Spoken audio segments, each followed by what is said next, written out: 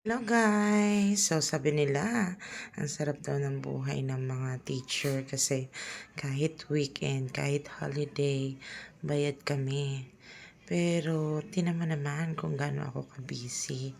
So gawaan ng grades ngayon pero sineset aside ko muna yan dahil kailangan kong magtinda ng lumpia.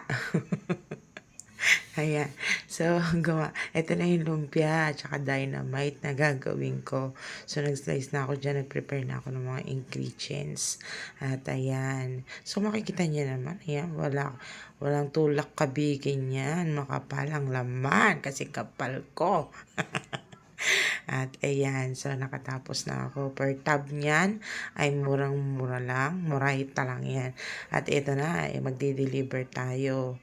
No? So, meet up lang kami dito sa aming area kasi hindi ko na kayang magpunta sa ibang lugar. Yun lang.